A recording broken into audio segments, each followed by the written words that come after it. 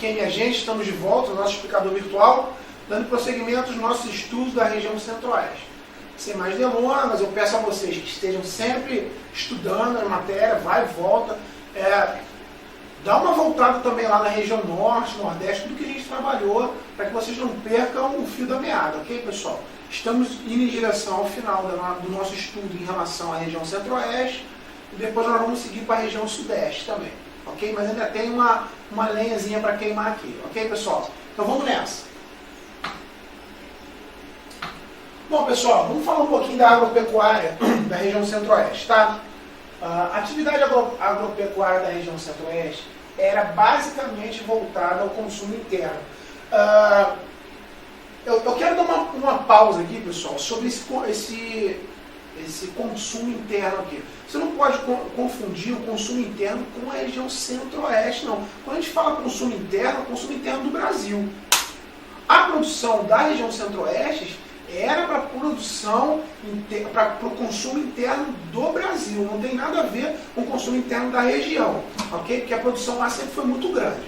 Legal, pessoal? Então, seguindo aqui, ó. Porém, uma série de mudanças de procedimentos e interesses tornou um centro produtor de excelência. Vejamos alguns desses fatores de funcionamento. Nessa fase aqui, pessoal, a gente vai dar uma analisada sobre o que está acontecendo na região centro-oeste ainda hoje, essas mudanças tecnológicas e tal, voltadas para produção e exportação também. Legal, pessoal? Então vamos lá, vamos dar um item de cada vez. Preço reduzido das terras em relação ao sudeste. Relembrando que nós estamos falando aqui da região centro-oeste, nós estamos falando que a produção do centro-oeste estava voltada apenas para o consumo interno, ali, nível Brasil, e de uns tempos para cá as coisas começaram a mudar. O centro-oeste começou a produzir também para exportar, além do Brasil, claro, mas também para exportar. Olha que interessante, pessoal. O primeiro item é esse daqui, ó. Preço reduzido das terras em relação à região sudeste. Isso aqui vai ser muito bem batido nas próximas aulas da região sudeste. Mas olha só, você imagina que você quer plantar cana-de-açúcar e você vai comprar uma fazenda para plantar. A fazenda no sudeste ela vai custar 10. Um exemplo, vou dar um número fictício aqui. Ela vai custar 10 na região sudeste. Quando você for para a região centro-oeste, a mesma quantidade de terras, de hectares, pode custar a metade do preço, 5, talvez 6, ou talvez até um pouco menos, 4. Então, é muito importante a gente saber que o preço da terra na região centro-oeste é muito mais em conta do que da região sudeste. Ah, professor, por que acontece isso? Dificuldade de transporte. Na região sudeste, todo mundo que quer plantar para exportar está ali perto do Porto de Santos, perto do Porto de Tubarão e Vitória, perto do Porto do Rio de Janeiro. Então você produz lá o seu tomate, é molinho de embarcar no caminhão, jogar no porto, o porto levar no navio.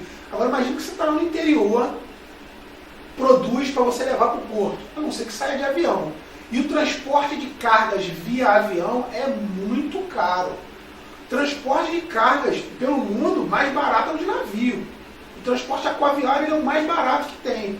Tem o trem também, mas a capacidade de transporte do trem é menor do que a de um navio. O porão de um navio ele carrega o que, sei lá, 50 trens carregam. Ok, pessoal? Tanto é que o navio está atracado no porto lá, ele fica recebendo várias cargas ali de trens que vão e voltam, e o navio não enche. O porão é muito grande. Então, o primeiro item é que o preço da terra lá no centro-oeste é mais barato que no sudeste. Vamos falar mais sobre isso nas próximas aulas. Avanços em técnicas de correção do solo. Essa técnica brasileira, não é brasileira, essa técnica mundial de acabar com a floresta e transformar aquilo em pasto, em plantação, seja lavoura, seja lá o que for, essa técnica de derrubar da floresta de uma forma geral no mundo, ela está completamente errada, equivocada. O cara vai lá, taca fogo na floresta inteira, e a floresta vai queimar. No outro dia, sei lá, 2, 3 dias depois, as árvores vão estar tudo queimadas e vai estar aquele campo para poder nascer o capim, ou o cara poder limpar. Pô, imagine comigo, pessoal, esse fogo enorme que está rolando lá nessa mata, você acha que isso não vai destruir os minerais, os sais minerais da terra? Claro que vai.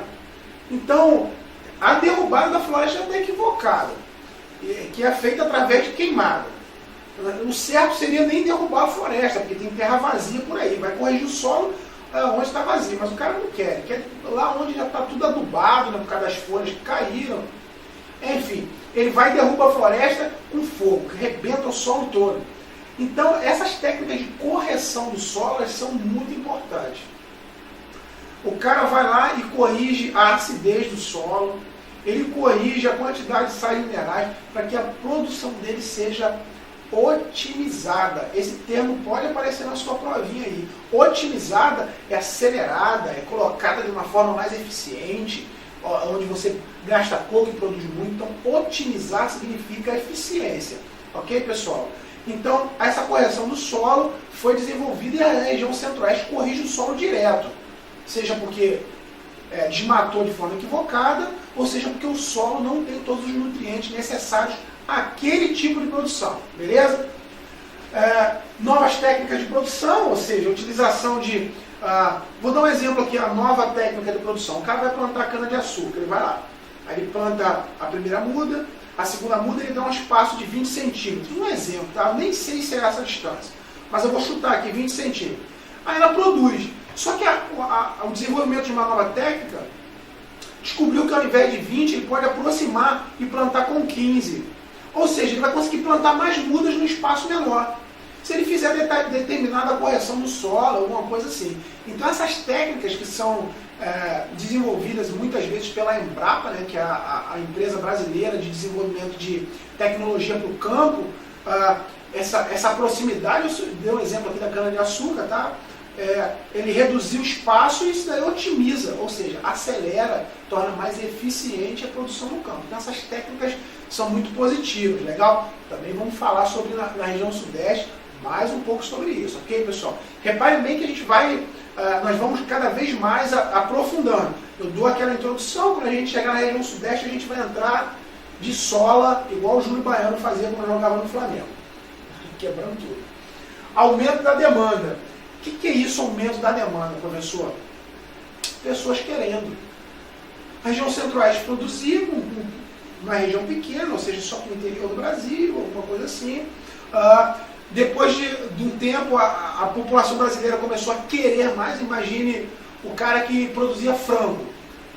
Ele produzia 10 frangos, mas existem 30 pessoas querendo frango. Ele vai produzir mais frango. Ele produzia... alface, ele produzia 50 pés de alface, mas as pessoas querem, a demanda aumenta, as pessoas não querem só 50, as pessoas querem 100, então ele aumenta a sua produção. Então isso daqui tudo gerou um boom no centro-oeste lá de produção, ok, pessoal? Vamos seguir.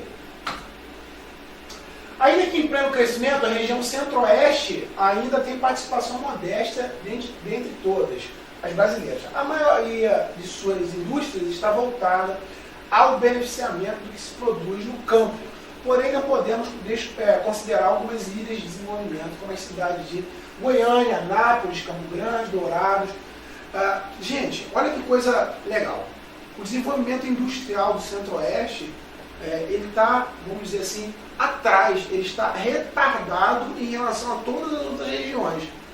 A região Centro-Oeste, ela tem na sua essência o desenvolvimento de técnicas agrícolas, ou seja, coisas voltadas para o campo. A parte industrial não era, veja bem, não era o forte da região Centro-Oeste. Mas nós temos aqui algumas ilhas de desenvolvimento. Dei um exemplo aqui. Goiânia, com vestuários calçados, Anápolis, com farmácia, Campo Grande, com frigoríficos e Dourados, com cerâmica. Vou pegar aqui o exemplo de Campo Grande para a gente não perder muito tempo. Frigorífico. Eu falei lá de Mato Grosso, a grande produção de carne bovina em Mato Grosso. A gente não pode ser inocente e pensar que todo boi que é morto lá, no abatedouro lá, ele vai direto para a sua mesa. Não vai. Aquela carne ela vai ser levada para um frigorífico e sabe-se lá Deus quanto tempo essa carne vai ficar lá até ela ser distribuída de novo. Então, pessoal, a importância dos frigoríficos é muito grande. O frigorífico, além de fazer o corte ela faz a armazenagem dessa carne e depois vai fazer uma distribuição. Claro que isso aumenta o custo.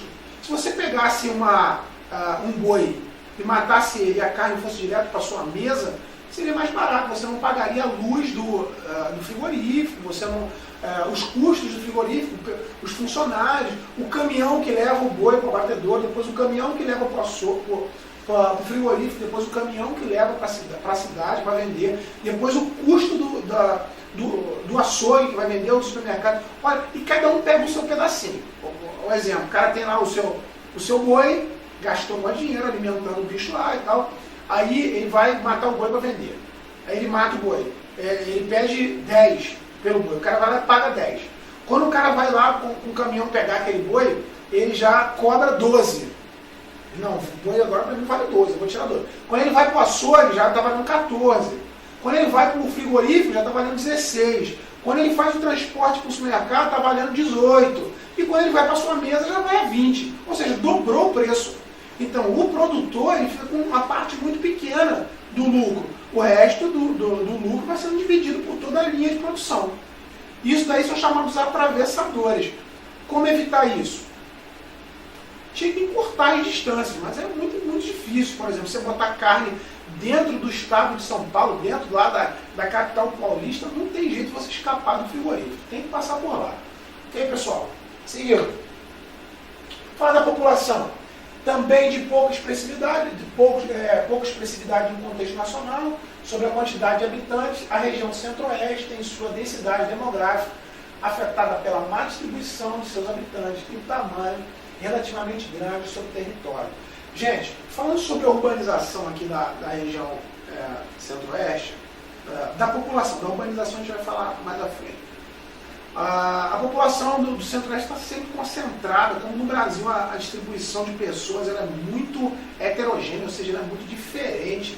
Está sempre concentrada na região ali de Goiânia, Anápolis, Distrito Federal, Campo Grande, ali, Cuiabá. Está sempre concentrado. E os interiores são grandes espaços vazios, onde só temos pouquinhas famílias que trabalham nas lavouras, trabalham no agronegócio, alguma coisa assim. Então, a densidade demográfica é muito pequena, ou seja, muita gente concentrada num pequeno lugar, em um espaço territorial enorme e vazio. Legal, pessoal? Isso é importante. E a quantidade de pessoas também é bem pequena na região centro-oeste. Em relação às outras, tá? Professor, tem 10 pessoas lá? Não, tem muita gente. Mas em relação ao resto do Brasil, a população do centro-oeste é muito pequena e muito mal distribuída, ok? Só em pequenas ilhas de ocupação. A urbanização teve seu grande impulso com a criação do Distrito Federal, a gente já falou sobre isso, que se tornou um grande atrativo populacional. Um dado de grande importância é que o centro-oeste é a região de maior urbanização. E isso não é muito fácil de se entender para alguns.